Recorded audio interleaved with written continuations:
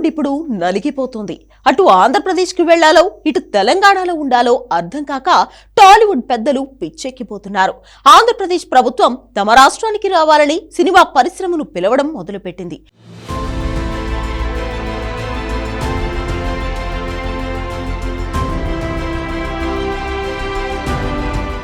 గత 5 ఏళ్లు వైఎస్ జగన్ పెద్దగా సినిమా పరిశ్రమను ఆంధ్రప్రదేశ్ తీసుకొచ్చే ప్రయత్నం చేయలేదు.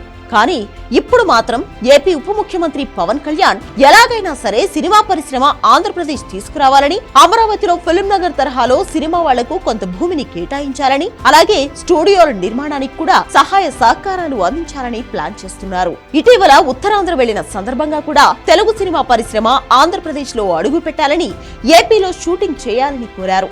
అయితే ఇప్పుడు ఏపీలో అడుగు పెట్టేందుకు సినిమా పరిశ్రమ ఒక రకంగా భయపడుతోంది.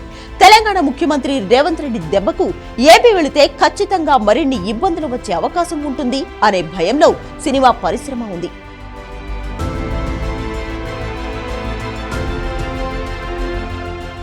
ప్రతి చిన్న విషయాన్ని పెద్దదిగా చేసి చూస్తున్న రేవంత్ రెడ్డి విషయంలో సినిమా వాళ్లకు ఏదో తెలియని భయం ఉంది.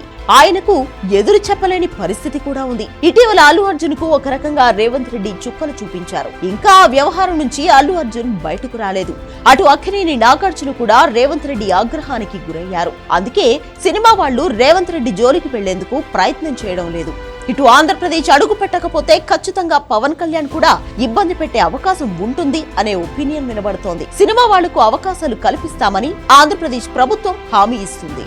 రేవంత్ కు భయపడి ముందుకు వెళ్లలేని పరిస్థితిలో ఉన్నారు. ఇప్పటికే బెనిఫిట్ షోలను రద్దు చేయడమే కాకుండా సినిమా టికెట్ ధరలను పెంచే అవకాశం లేదని రేవంత్ రెడ్డి షాక్ ఇచ్చారు.